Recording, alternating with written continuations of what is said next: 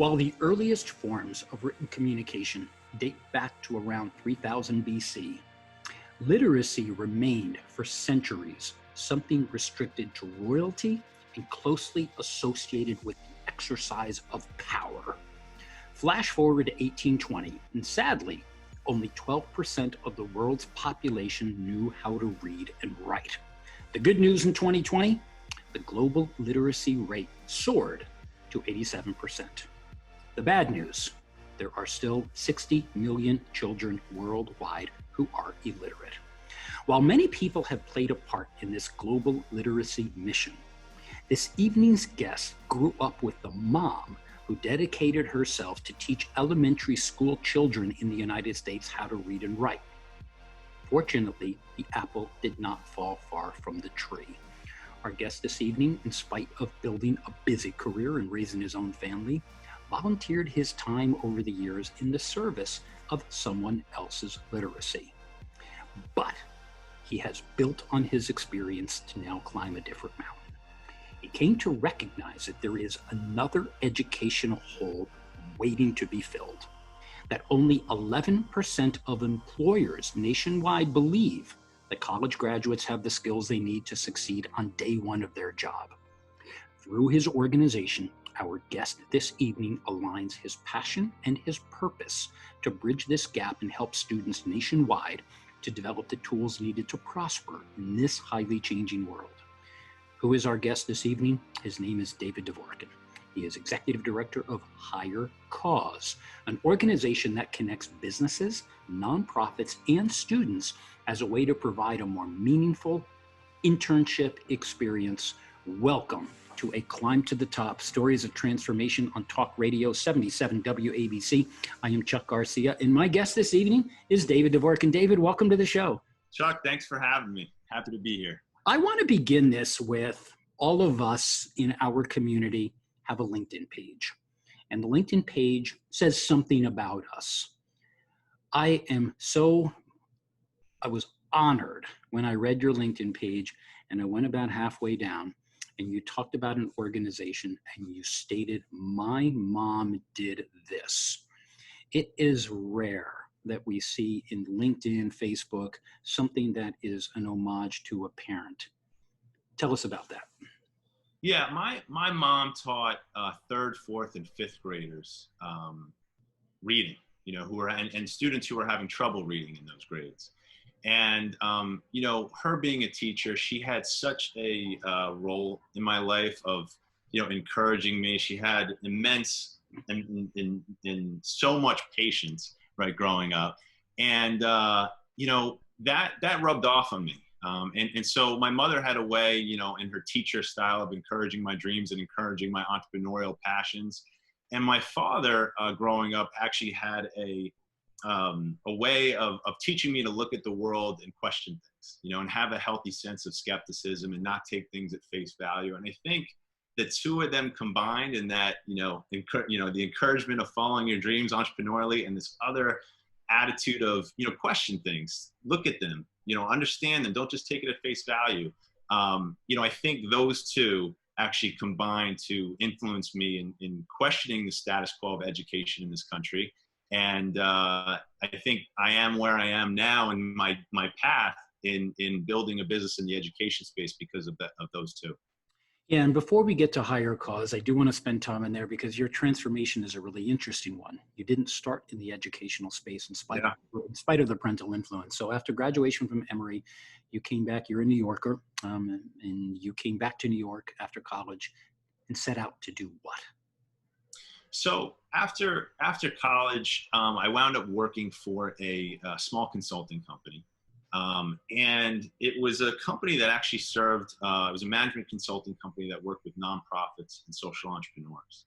And social entrepreneurs, for those who are listening, who are not familiar with that term, they're organizations that really use business as a way to solve different problems in society, whether that be in the sphere of the environment, in the sphere of education, in the sphere of the whole range of societal issues. And that was fascinating. And, you had mentioned, about talking about my mother, who was a reading teacher. Well, one of the nonprofits I came across during that time, right after college, was a nonprofit called Room to Read.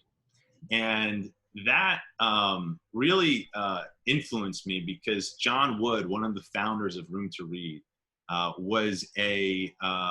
he was a rising Microsoft executive, and he took a vacation that he said changed his life. He went to Nepal on vacation and was invited to a local school. And when he went there, he realized that they had no books for the children. And the headmaster of the school said, maybe, John, one day you'll return and you'll have books for us.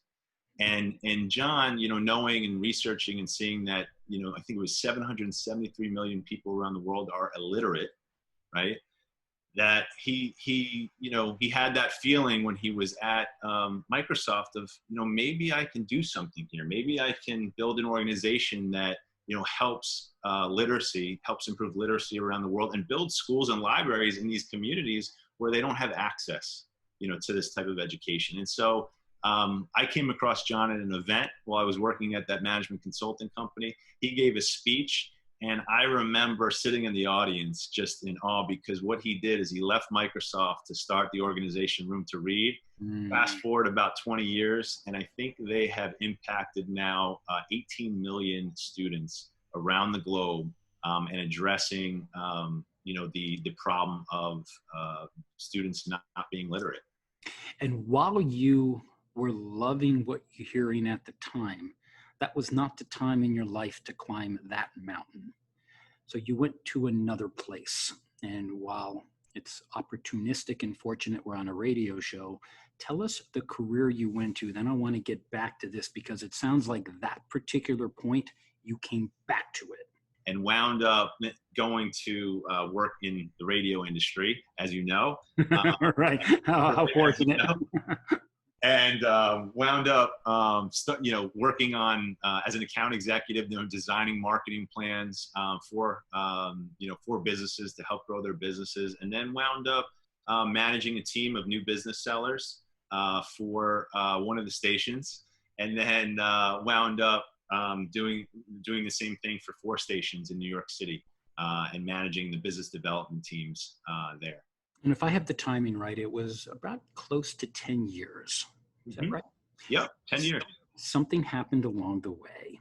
Now, the speech you heard about Nepal, your mom, and perhaps something beating in your heart. What is happening here that this is where your transformation occurred? What's going on that caused you to maybe take a step back, change the outlook, and what's the next mountain? Talk to us what is your head and in your heart. And I've always been passionate about education and always been questioning just the status quo of it. And I felt that there was always this disconnect between the working world and school. And so there was this feeling of, I want to start a business that addresses this problem and makes a difference in some way, in better preparing students for careers that excite them, and better prepares them with the skills that they actually need to thrive, after college and beyond. And I had that feeling, but the truth be told, I was also terrified. I was terrified of stepping out after establishing a career, working 10 years, at the radio stations. And, I was afraid. And so that, there was this moment, and we can get more into that, but there was this moment where I really had to look at, what was I afraid of, and really look at and understand and really see my fears for what they were, in order to then choose a new mountain to climb. And what was the fear? The fear, it's rarely just one. I think it tends to be usually 3. Yeah, it tends to be this amorphous, cloud kind of in your head, and until you actually write them down on paper, they wind up, they were contributing to my behaviors without me really knowing, and I just want to say, before I get to answering that question about what the actual fears were, there was a tool, one of the tools that I think had a profound impact on my life in terms of understanding fears, and I recommend it to listeners. And I want to thank Tim Ferriss. He's an author, investor, entrepreneur, and Tim Ferriss has this tool called fear setting. Indeed. And the idea is, you know, we always talk about goal setting in companies, and what are the specific goals, but we rarely talk about fears. And to put it just in the simplest of terms, you know, if you look at a blank sheet of paper, you know, what Tim Ferriss came up with is, he said, if you have 3 columns on that sheet of paper, and in the left-hand column, you write down your worst nightmares, you know, plural, worst nightmares. And then if you, in the middle column, write prevent at the top, and in the right-hand column, write repair. So the middle column is going to say about preventing, how can I actually prevent this worst nightmare from happening? And repair, that third column on the right, if it did actually happen, could you get back on your feet? Could you find a way? And I think after doing that specific exercise and writing down my fears, which, to answer your question, were a lot about, you know, what's my family going to say? What's my, you know, people who know have an established career here, and I've been here for 10 years, and are they going to think I'm crazy? And what, you know, and what if I fail? And what if it doesn't work out? And all of these questions, you know, just of rocking the boat, of changing up something that has become secure to a degree, or comfortable, you know, and start and building and climbing a new mountain. I think, you know, there's a lot of fear around just change in general. And the main takeaway, though, when I was writing down all those fears, was that they weren't permanent. My worst case scenarios weren't permanent. They weren't irreversible. I could get back on my feet if I needed to. And a lot of them, just, I could prevent them from even happening. And I think, even if it didn't work out, I knew that the skills and the lessons that I learned along the way were going to be so much more beneficial to me. And ultimately, it was the fear of regret of not doing it that outweighed the fear of any potential failure. You're listening to A Climb to the Top, Stories of Transformation on Talk Radio 77 WABC. I'm Chuck Garcia, and my guest this evening is David Dvorkin. If the fear is, if you go do this and you fail, you certainly have a bridge back. But I would imagine you must have thought, if I can get over the fear and answer the question, what do I need to start this thing? Before you name it, before you build other people, talk about what you were formulating. If I do this, I need. Yes, absolutely. It's a great question. And in entrepreneurship, you know, in studying that, and I would read all these books beforehand, and, you know, my friends would say, well, when are you going to start this? When are you going to start this? And it was, oh, I'm working on it. And then I was getting over the fear. Right? But in terms of what I had to build, you know, in entrepreneurship, there's a term called MVP, minimum viable product. And it's really useful because I think one of the common, I guess, mistakes in entrepreneurship is, you know, entrepreneurs tend to build something without talking to people, and they tend to spend all this time, you know, building all these features and building this product without consulting any clients or potential clients and seeing if it's of interest. And so the MVP, the reason minimum is and viable product, the reason it's that term is because it's saying, what can you create? What version of your product, what version of your service can you create that's just enough to where you can put it in front of clients and get their feedback, right? And so I wound up creating our MVP of Higher Cause at the time, and partnering with educational institutions. And I was just volunteering in the beginning because I just wanted to see, volunteering my time in the sense that it wasn't a profitable business, it wasn't an organization, it was just reaching out to certain professors, reaching out to certain teachers, and seeing if we structured a program in this way, you know, designed to accomplish what we wanted to accomplish and giving students more meaningful internship experience and experiential learning, could this prove to be useful for them and in the classroom and help them learn skills that they otherwise wouldn't. And so we started testing that, and we started seeing the impact on a small scale when I was still at the radio stations. And I was seeing students use this experience and write about it on their college applications. I was seeing students, you know, some student groups, and we'll get to it, but the structure of our program is students partner with businesses to serve nonprofits. So Right. Students in their projects were raising, thousands of dollars for organizations like Room to Read, organizations like American Cancer Society. And so I saw, the light bulbs turn on in their heads about understanding the nonprofit world, understanding the for-profit world, and developing these skills through these projects that, they couldn't just learn passively sitting in a classroom. And the idea from conception to release, did it evolve or was it constant? It evolved. It's still evolving. And the evolving part comes from feedback from clients and from seeing and observing from students and from teachers. And that's why the MVP is so important, because it's not you create a product or create a program and it's done. It's you create it. This is the minimum viable product now. Then we're going to get feedback. We're going to make it better and include some updates that the teachers and the schools want for their students. And we're going to continue, just like Apple's releasing a new phone every so often. There's always updates to be made, right? But they don't start with the product that's coming out in 2025 and release it today and say we're done.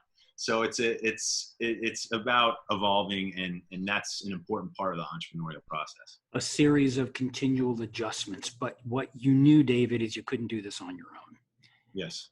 For our listeners who have their ideas, what is the most unpredictable aspect to many of them are the people that have to come into this circle. How were you thinking about how you're going to build this organization? What were the skill sets you were looking for?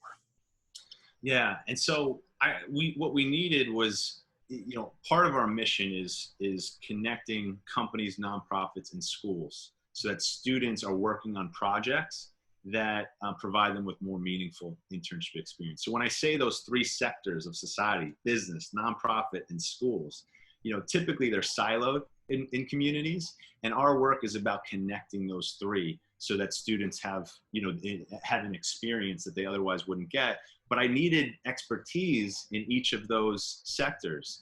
And that's where we started, not just, building our internal team, but also building a coalition of nonprofit leaders. I reached out to Room to Read and had many conversations with John Wood, and he wound up being a huge help in terms of, we zoomed him in from Hong Kong sometimes in the classrooms, at schools. And so, reaching out to nonprofit leaders, reaching out to businesses that were going to work with the schools, and hire interns, and also at the same time, reaching out and having conversations with principals, assistant principals, teachers, right? We don't think of schools as it's a complex organization, and there's different stakeholders within the schools who have different priorities, different interests, and understanding that ecosystem was really, really important to us in terms of building a program that's sustainable in schools.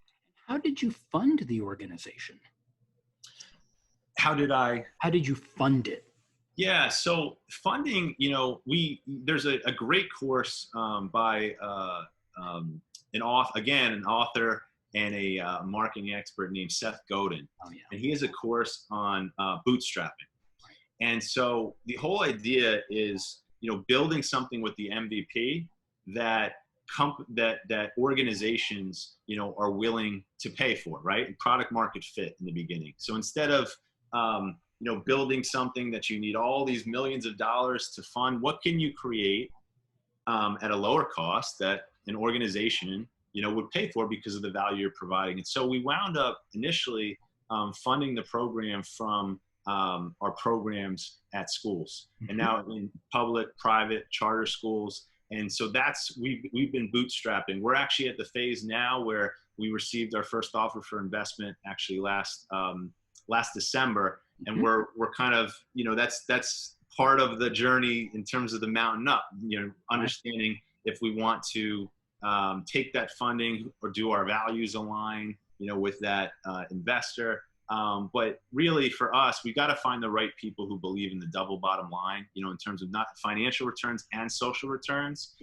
because an organization that's working with schools, there's a lot of businesses one could start, but I really wanted to start a business that affected change in the education system. And so it's really important us to find the right stakeholders, the right, whether that be investors, if we choose that route, organizations that align with the changes that we want to create in the education system. And one of the strategies, particularly as you talk about the ecosystem, is to land and then expand. So what our listeners may not know, you're a New Yorker. Did you land, so to speak, in New York, and are you growing this outside? Yes. So we landed in New York, and we also we were focused these past 2 years on being hyper focused on being small. And what I mean by that is, there's a tendency, for entrepreneurs to think big right away.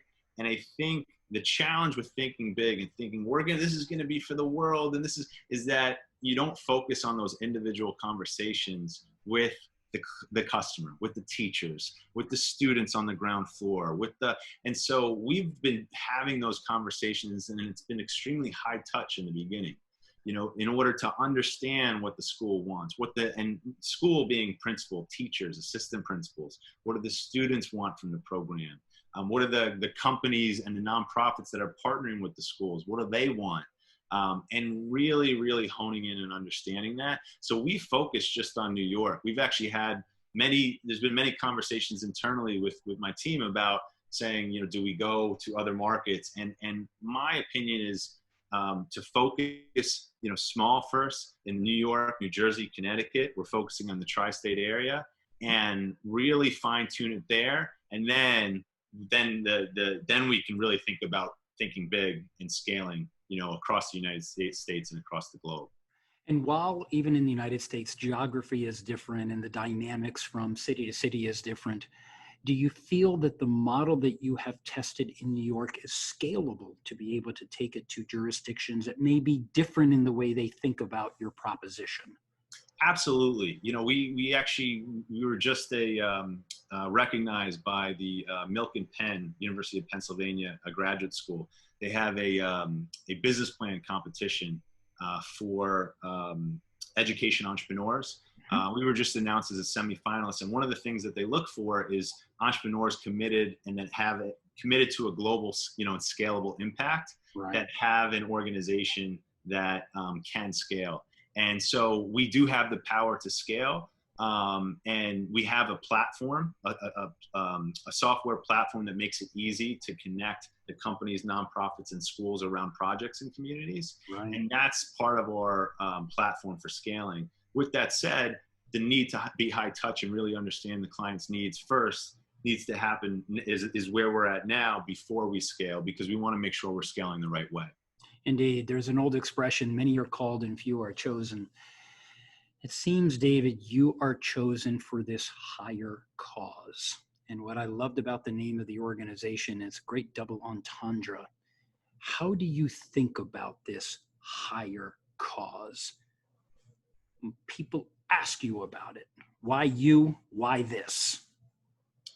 I think we spend so much time in school, and we really are not preparing youth to find careers that excite them and to prepare them with the skills that are really going to help them after college, or even after high school if they realize college isn't for them. We don't spend enough time. We spend too much time preparing students for standardized tests and not enough time preparing students in how to lead. And that, just spoke to me. And I feel that it's a big challenge and a big problem, and, schools in this country, were designed initially to produce a good factory worker, that was obedient, that was compliant. And we don't need the same, it should be designed for something that is more in the 21st century now. And that seemed a problem that was worth solving. And so when I think about higher cause and the double entendre, it's really about, helping students, find that sense of purpose and find something that pulls them in a direction that they are proud of, and that they're prepared to pursue a career that's meaningful to them. And in the time that we have remaining, What do you want them to think? What do you want them to feel? And what do you want them to do with this information? So, first thing, what do you want them to think about their possibilities? Hmm. I want them to think that it's possible. It's possible that there's a way to get to where they want to go. Um, but it really, I would urge them to focus on the feelings part. Okay, so Because, let's switch that. yeah, What do you want them to feel?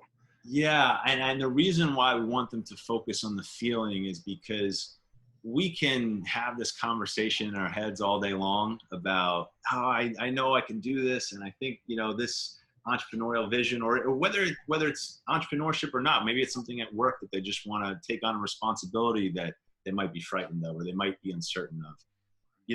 Paying attention to the feelings and paying attention and looking at those fears, that is the one thing I want people to take away, because that had the biggest impact on my life, in terms of deciding on a new mountain to climb. And I really want people to write down the fears and actually do that exercise of fear setting, or whatever exercise it is for you, but understand and write down what those worst case scenarios are. Because when you write them down, a lot of times they're not as bad as we thought they were.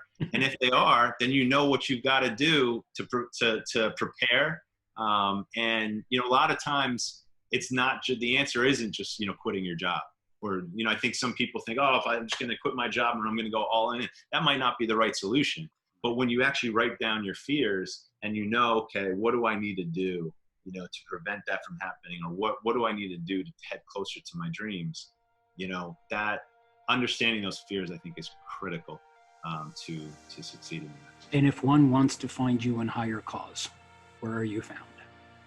Go to hirecause.com, HIRECAUSE.com, and you could follow us on there, and you can also reach out to me on LinkedIn. And if you're interested in getting involved with schools, we'd love to talk to you. That's right. And David is David, and last name, if you're listening and you're not writing it down, Dvorkin, you can find him on LinkedIn.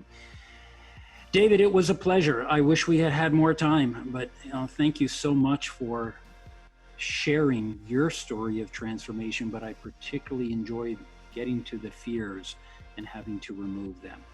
This was fun, Chuck. Yeah, thanks for thank you having very me. much. We appreciate. To all of our listeners, you have listened to A Climb to the Top, Stories of Transformation on Talk Radio 77 WABC. I'm Chuck Garcia. My guest this evening was David Devorkin. You can always find me on chuckgarcia.com. Hit the contact tab and send me an email. Let us know if you have any additional stories. We'd love to hear from you. But to everyone else and our listeners who continue to come back each week, thank you very much for listening to us and for your support. We look forward to speaking with you next week. Thank you very much.